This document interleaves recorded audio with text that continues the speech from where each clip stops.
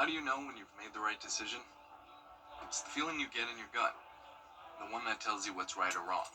It's the voice inside you that says, I'm buzzed. Better leave the car when it's time to go. Buzz driving is drunk driving. The Live 5 for 6 Skyview Network, sponsored by Terry Lambert Hyundai.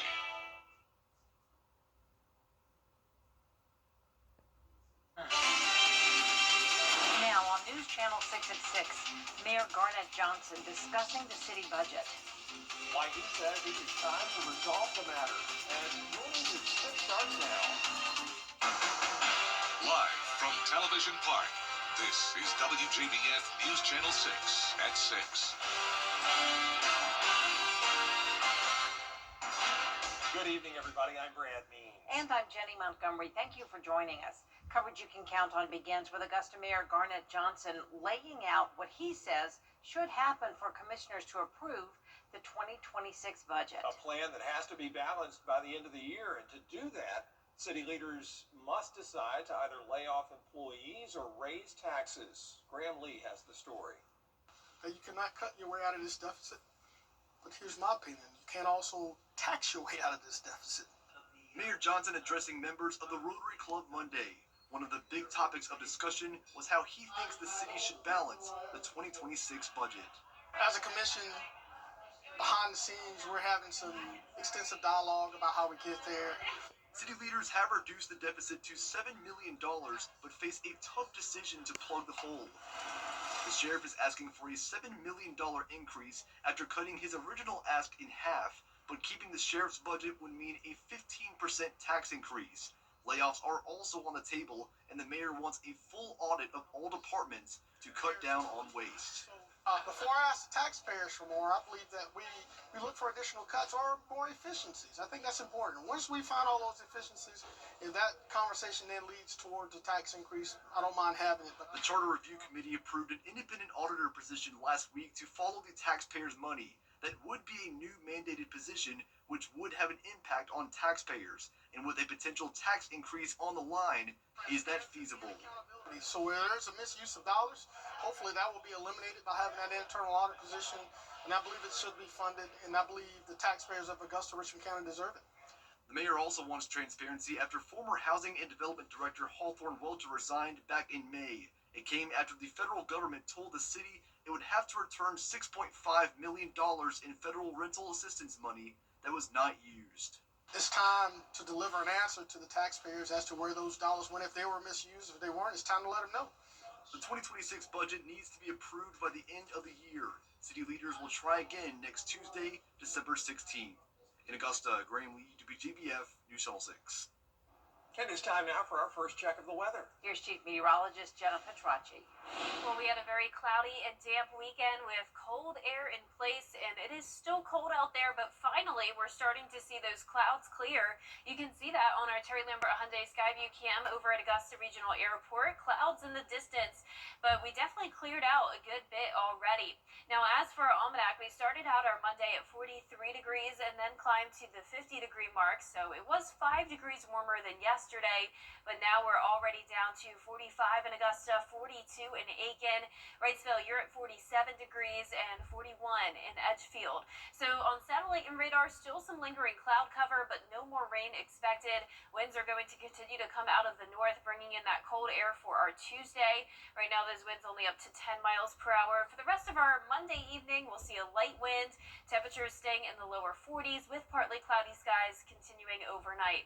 But buckle up because we're on the temperature roller coaster this week. It will finally start to become more mild, going from that high of 45 yesterday to the 60s later on this week. And you can already tell we are going to start to see that as we go into on Wednesday. I'll have more details on that coming up, but back to you.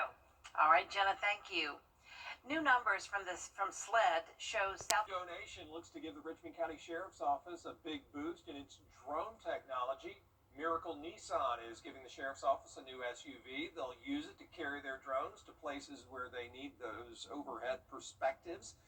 A lot more space in that ride than the current thing that the sheriff uses, and it is so welcome. It does save the county a lot of money. When you look at, there's not a way to really say this is the number. But when you think about how we bring in a lot of our services off duty, so there are overtime expenses that are incurred, if we're doing missing person searches, we bring out a lot of resources because we want to make sure we find these people. And that SUV is fuel efficient, so they can save on gas at the sheriff's office. A suspect is in jail in connection to a deadly shooting in Augusta. 40-year-old Kenneth Murray Jr. was taken into custody around 10 o'clock last night. He's accused in the shooting death of 60-year-old John Bennett. The incident happened at a home on Lucy Street near Windsor Spring Road. The sheriff's office says this appears to be a domestic situation, as both the suspect and victim lived at the same address. And new information for you, an arrest made in a Swainsboro murder. 40-year-old Charles Davis charged with malice murder in the death of 34-year-old Amber Fields. The GBI says Fields was found inside her home on North Coleman Street Extension on Sunday. A family member went to check on her after she didn't report to work. A new report shows Georgia ranks 6th nationally in trade, with $200 billion in goods moving to more than 200 countries. State leaders say Georgia needs more workforce training to keep up with growth. The Board of Regents reports record enrollment, up nearly 4%. The Georgia Match program is also helping high schoolers in their college search. It's part of Governor Kemp's Top State for Talent initiative. What businesses need are people who can actually go into the workforce and have the skills that it takes to be successful and to make their businesses thrive. So there's this huge skills gap, and there's such a great need. And so, when the governor brings together education and business and all the partners that are here, it makes for just a great place to do business. Nearly 50,000 students graduated from the technical college system of Georgia this year. That's a 16% increase from last year. A ribbon cutting today in Washington County for a new vocational trade building. It's part of Broken Shackle Ranch's Heavy Equipment Operator Trade Program. Broken Shackle, a residential program that teaches trades to at-risk boys, 16 and older. And this is really going to help them learn about vocations and trades and get a job one day.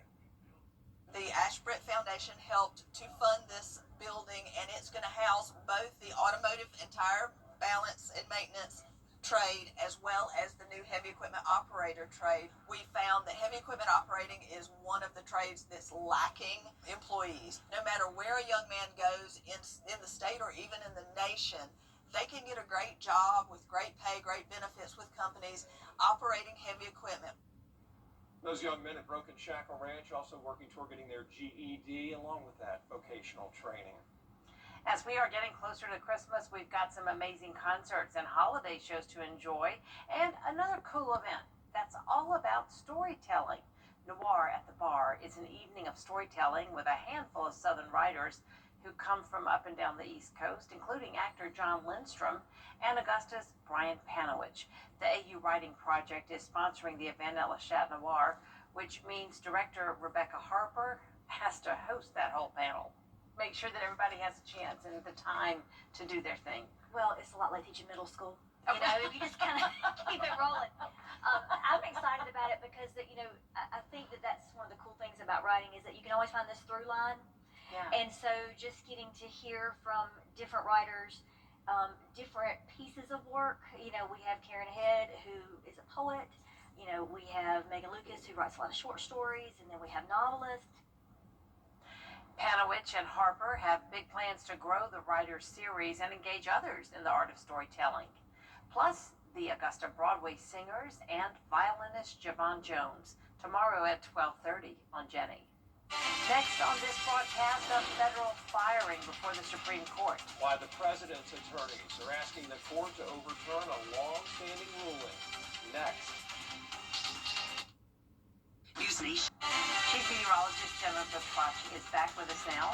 Well, it's going to be cold again tomorrow, but those temperatures become more mild midweek. It's also going to be windy on Wednesday, but no more rain expected until next week. I'll have your full Day for 6 forecast after this break. For over 30 years.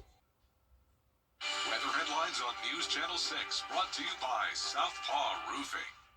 The News Channel 6 mobile app is now even better. Download it today. Now, your most accurate forecast with WJBF Live 5 for 6. Welcome back. We started out our Monday with cloud cover, but now those clouds are finally starting to clear out, and tomorrow's going to be a beautiful sunny day. But let's start out with a look at our Terry Lambert Hyundai Skyview Cam in Aiken. You can't see, but we do still have some cloud cover around with temperatures in the mid-40s. A northeast breeze is coming in at 9 miles per hour, and dew points are falling. So we have this dry air moving in with high pressure going back into control. Over in our South Carolina counties, that's where it's the coldest, down to those lower 40s. Upper 40s still in some of our western counties. Nonetheless, it is pretty chilly everywhere in the CSRA, but not as cold as it is just to the north of us, where it's right around the freezing mark in Raleigh. And then as we go down towards the Florida Peninsula, a big jump in those temperatures all the way near 80 degrees in Miami. So we are tracking snow to the north of us. This is not going to be impacting the two-state, but notice widespread snow showers from West Virginia all the way to the North Carolina coastline. Now for us tomorrow morning, even though temperatures will drop below freezing, we no longer have that moisture around, so we'll just see some clouds, but no winter weather expected. Now as we get into the afternoon, temperatures will climb into the upper 40s, so we will be well below average still.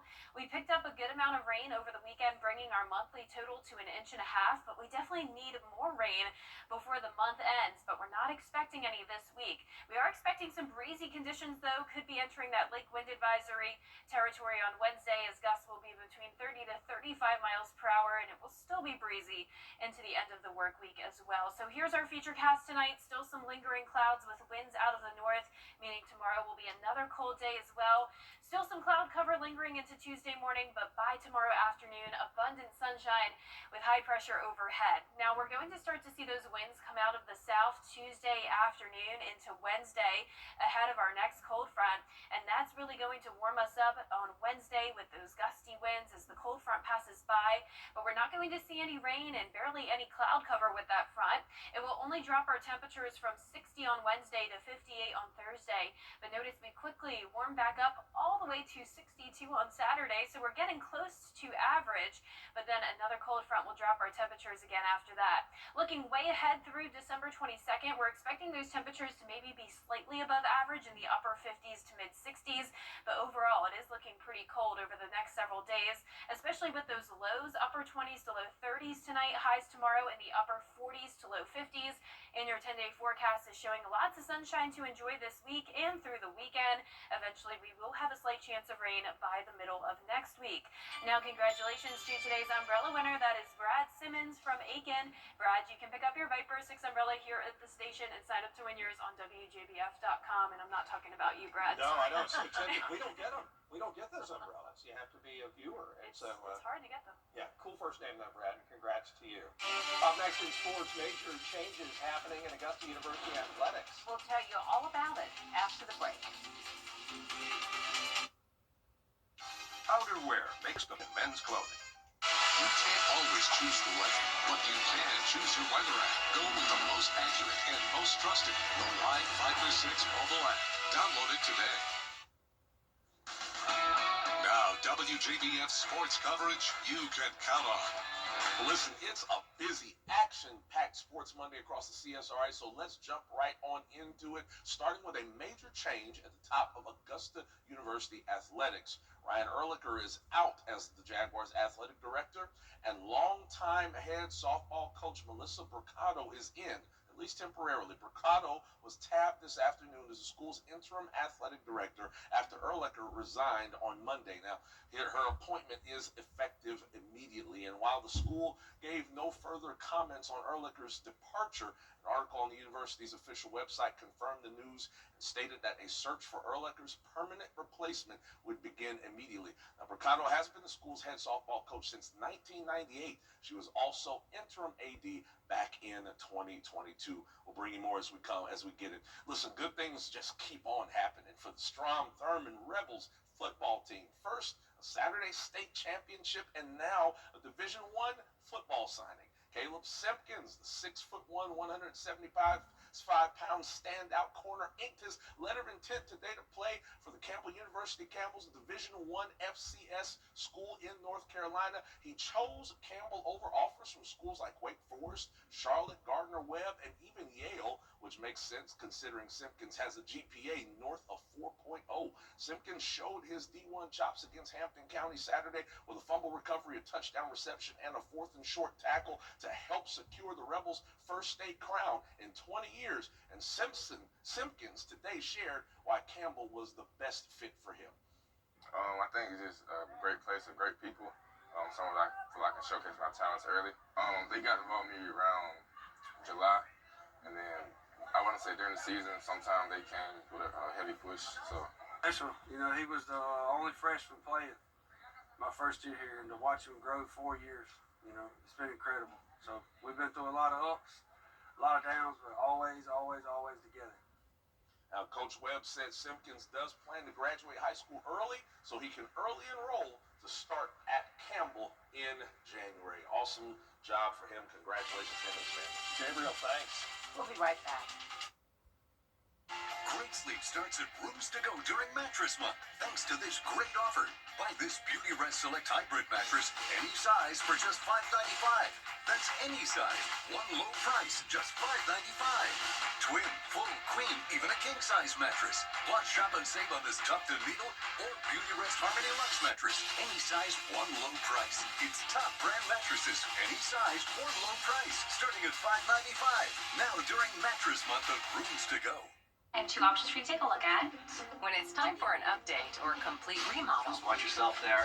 So here, guys, we're going to rip everything down to the stud. Rebath is with you every step of the way.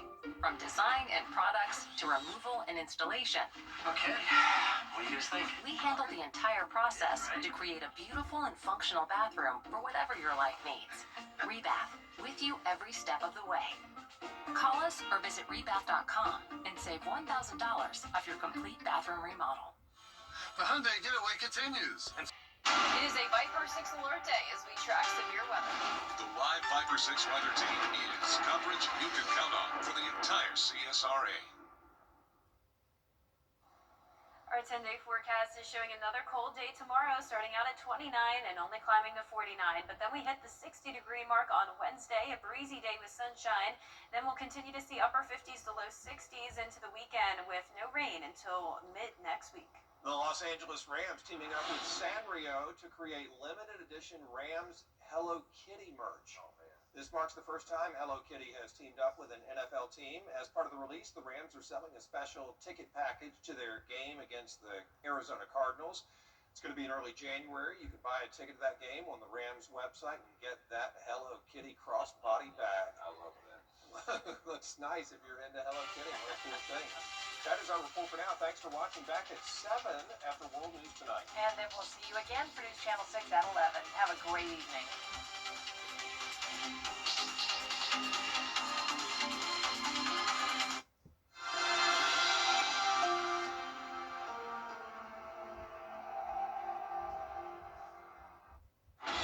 Tonight, breaking news, this new system, dangerous cold